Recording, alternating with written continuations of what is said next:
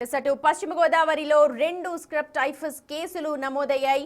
ఆకివీడు, పెంటపాడు మండలాలకు చెందిన ఇద్దరికి స్క్రబ్ టైఫస్ నిర్ధారణ అయిందంటూ చెప్తున్నారు డిహెచ్ఎంఓ గీతాభాయ్. వీరికి భీమవరం ప్రభుత్వ ఆసుపత్రిలో ప్రస్తుతం చికిత్స అందిస్తున్నారని, అలాగే డిశ్చార్జ్ కూడా చేస్తామన్నారు.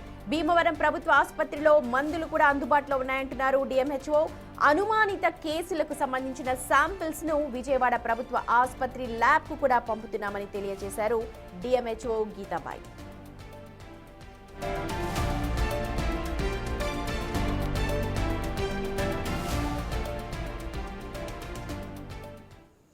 ఇక అటు నెల్లూరు జిల్లాలో కూడా స్క్రబ్ టైఫస్ వ్యాధి కేసులు నమోదవుతున్నాయంటున్నారు డాక్టర్లు. జిల్లాలో ఇప్పటికే డెంగ్యూ, మలేరియా, ఇతర విష జ్వరాలతో పాటు స్క్రబ్ టైఫస్ కేసులు కూడా నమోదవుతున్నాయంటున్నారు.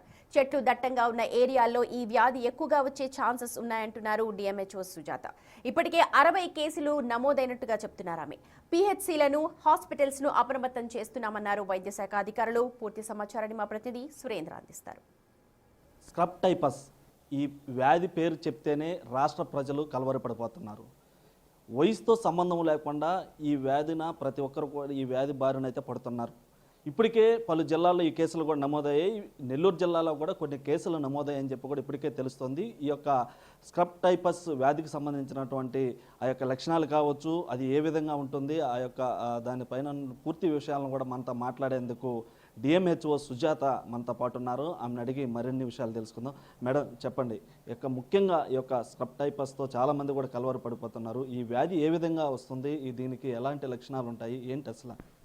ఇది స్క్రబ్ టైఫస్ అంటే బుష్ టైఫస్. ఇది బుషుల్లో ఎక్కువగా ఉంటుంది.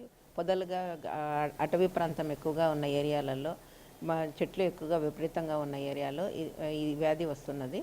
ఇది ఏమంటే రికెట్సియా తరగతికి చెందిన ఒక మైట్, ఒక ఇన్ఫెక్టెడ్ సిగ్లర్ అని, అది కుట్టినందువలన ఈ వ్యాధి మనకి స్క్రబ్ టైఫస్ వస్తుంది.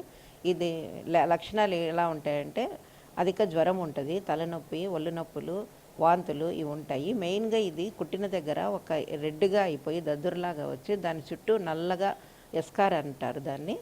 అలా ఉన్నదాన్నే స్క్రబ్ టైఫస్ అని మనం గుర్తిస్తున్నాం. ఇప్పుడు వరకు జిల్లాలో మొత్తం ఎన్ని కేసులు నమోదు ఉన్నాయి మేడం? వాళ్ళ పరిస్థితి ఏ విధంగా ఉంది?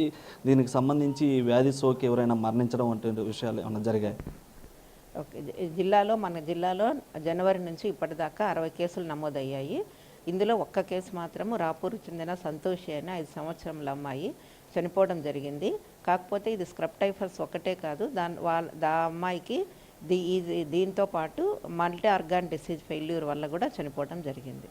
అయితే దీనిపైన ఈ యొక్క వ్యాధితో ప్రజలు చాలామంది కలవరపడుతున్న పరిస్థితి, వారికి ఎలాంటి అవగాహన కార్యక్రమాలు ఏర్పాటు చేస్తున్నారు? వారికి ఏం చెప్తారు? ఈ యొక్క కలవరపడేటువంటి వారికి కావచ్చు, భయపడేటువంటి వారికి ఎలాంటి అవగాహన కార్యక్రమాలు కానీ ఏదైనా వాళ్ళకి ఏదైనా చెప్పాలనుకుంటే ఏం చెప్తారు? ఇది స్క్రబ్ టైఫస్ మామూలు డెంగ్యూ, మలేరియా జ్వరాలలాగే ఇది కూడా ఒక జ్వరం అంతే. ప్రజలు ఎవరు దీని మీద భయపడాల్సిన అవసరం లేదు. ప్రతి పిహెచ్సిలో కూడా మనం దీని మీద అవగాహన కార్యక్రమాలన్నీ నిర్వహిస్తున్నాము. అందరికీ కూడా ఆశాలు, ఏఎన్ఎంలు, సిహెచ్ఓల ద్వారా ప్రజలందరికీ కూడా దీని మీద భయపడాల్సిన అవసరం లేదు. ఈ వ్యాధికి మన పిహెచ్సిలో మందులన్నీ ఉన్నాయని అందరికీ చెప్తున్నాము. దీనికి మందులు ఏమంటే డాక్సిసైక్లిన్ అని, అజిత్రోమైసిన్ అని, ఈ 2 మందులు మనకు పెడితే డ్రగ్ ఆఫ్ చాయిస్ దీనికి. ఈ 2 మందుల వల్ల ఈ ఫీవర్ తగ్గిపోతున్నది. ఏం భయపడాల్సిన పని అయితే ఎవరు లేదు. ఈ యొక్క వ్యాధిని గుర్తించేందుకు ఏదన్నా ఎక్విప్మెంట్ ఏదన్నా అవసరం ఉంటుందా? ఇది మన మామూలుగా అయితే ర్యాపిడ్ డయాగ్నోస్టిక్ టెస్ట్ కిట్తో ఊరికే సస్పెక్ట్ చేస్తారు. కన్ఫర్మేటరీ టెస్ట్ జీజీహెచ్లో ఉంది మన దగ్గర. అయితే ఇటు మొత్తం మీద కూడా ఏదైతే రాష్ట్రంలో కలవరపెడుతున్నటువంటి స్క్రబ్ టైఫస్ ఏదైతే ఉందో దీనికి ఎవరు కూడా భయపడాల్సిన అవసరం లేదు. ఈ యొక్క కేసులు ఇప్పటికే నమోదైనటువంటి నేపథ్యంలో దానికి సంబంధించినటువంటి మెడిసిన్ అంతా కూడా ఇటు జిల్లా వ్యాప్తంగా పిహెచ్సిలో సిద్ధం చేసి ఉన్నాము. ఎవరు దీని గురించి భయపడాల్సినటువంటి అవసరం లేదు. మామూలు డెంగ్యూ జ్వరం, అదేవిధంగా మలేరియా జ్వరాలు ఏ విధంగా ఉంటాయో ఆ విధంగా దీనికి ట్రీట్మెంట్ ఉంటుంది. దీని గురించి ఎవరు కూడా భయపడాల్సినటువంటి అవసరం లేదని కూడా డిఎంహెచ్ఓ చెప్తున్నటువంటి పరిస్థితి. కెమెరామ్యాన్ మనోజ్తో సురేంద్ర, బిగ్ టీవీ, నెల్లూరు నుంచి.